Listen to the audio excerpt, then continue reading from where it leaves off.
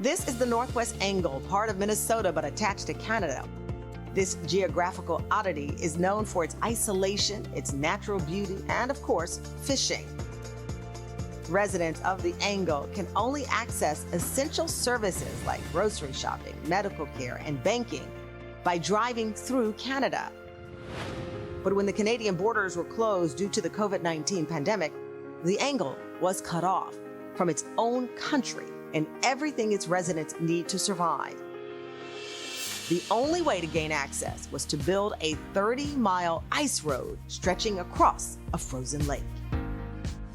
Joining me from the Northwest Angle are Paul and Karen Colson. They were instrumental in building the ice road. What do they say, Paul and Karen? Build it and they will come. Build it and they can stay. I mean, that's what happened with you all. It did. It's exactly what happened. So, Karen, take me to, I don't like starting with the lowest moment here, but help us understand, like, what you all were really facing, the breaking point you were at. You know, it was actually coming from a couple of different directions because everyone in this community relies on tourism for everything. That is the way, that this is how we make our living.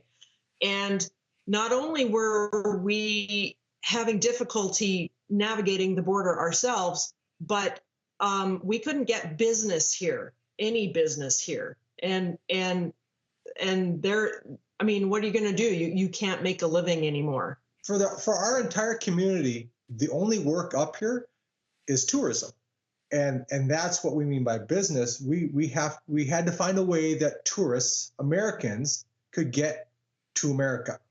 Now, as I understand it, Paul, you were comparing it, or others have compared it to being like under house arrest. That's what it felt like to you. Yeah, it actually, we're still kind of under house arrest. The ice road is getting plowed today. Things have improved a little bit, but we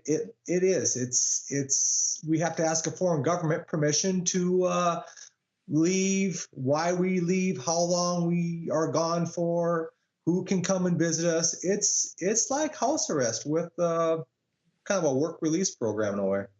So with all of those challenges you were facing, the community, though, through ingenuity, came up with a plan that could help you all thrive. So, Karen, take me to that moment that, as Oprah calls it, the aha moment, but this is even bigger than that, where you realize, all right, we can save this community. You know, I'm not sure there was one quick moment. We were in a meeting in the middle of June, so there was no ice, and the roads were closed, and we couldn't get people here. And I don't know who it was, but somebody said, "What are we going to do this winter when we all rely on ice fishing? How are we going to get people here?" And that was kind of the moment when somebody said, "Well, let's bring them. Let's let them drive here across the ice without entering Canada."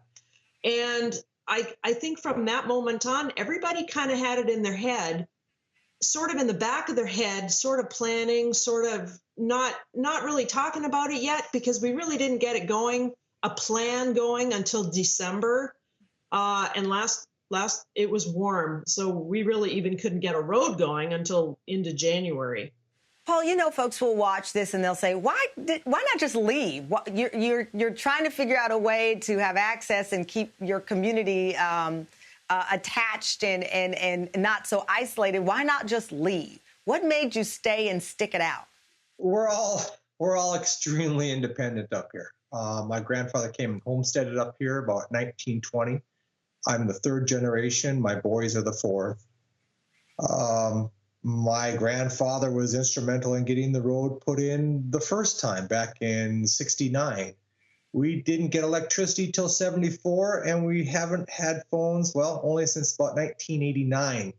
There is no they, it's an us thing up here, right? No one's going to come in here and help you. It's very grassroots. Everything is that way just because we're a small place in the middle of nowhere. So it's sink or swim for us up here. We have to solve our own problems. There's no one riding to our rescue. There never has been. Paul and Karen, before the break, you were saying, listen, this town is very self-sufficient. You are hardy folks, but Building an ice road, I would imagine, is intimidating to the hardiest of people, Karen. Were there doubts that it could work, or did you have to go in thinking, oh, this will work, it must work? We did think it must work, but there were a lot of doubts. Conditions were not great for building an ice road when we got started. And I think everybody had some doubts about how that was actually, if we could actually pull it off. But thankfully, we got some cold weather and it worked out just fine.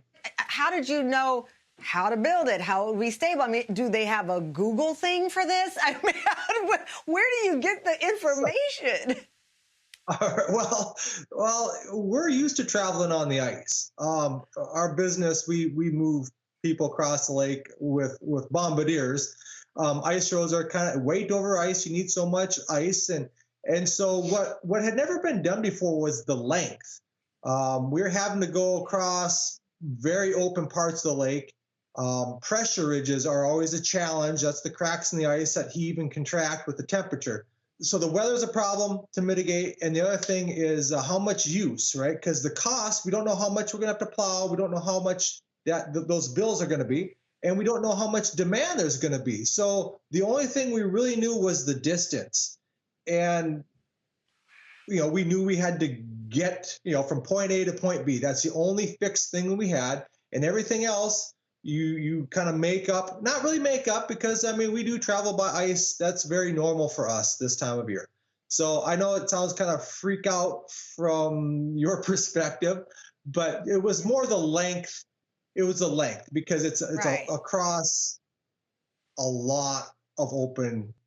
There are no trees. Listen, yeah. I lived in Chicago. I've been ice fishing, so that's as dangerous as it's come for me. But for you all, 30 miles, knowing the risk, not only financially, your business, to tourism, but to life. I mean, this is not a simple feat, even though we're here smiling about it.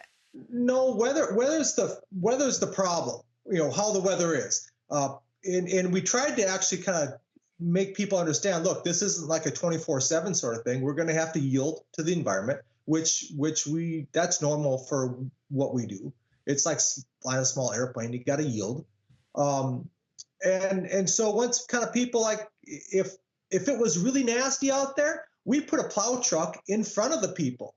And so, okay, we're going to come across at 3:00. And so you put a plow truck in front and you get daisy chained out and across the lake you go. And there is safety in numbers and you keep everybody like you're herding cats and then you just go. But, wow. Yeah. It's not for everybody. Yeah, it works. It worked. It worked. Hey, listen, it worked, Karen, as I understand. As we mentioned, tourism is the only business, the big business there. So when the ice road was built, the phones did not stop ringing. People responded. So the risk was worth the reward. Yes. The response was actually really overwhelming for a few days. I think we talked on the phone for literally talked on the phone for 8 hours a day, answering inquiries. And we got a lot of people up here that would never have normally would never have had any interest in coming here.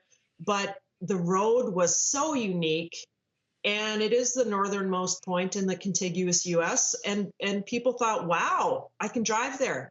We have a little Key West buoy, where people go and take their picture. Yeah, we had people come up and use our cross-country ski trails, and people that they just wanted to get up here, right? So that's a new clientele for us. Normally, our people are all about fishing, and so it was kind of a learning experience. Yeah. Listen, I'm normally a warm weather beach type of person, but I'm going to put this on my list, Paul and Karen, as something maybe the Tamron Hall show. We need a road trip, ice road trip. Well, congratulations on, turning what seemed to be a loss into a win for your entire community. Stay safe, stay warm, or as warm as you can up there.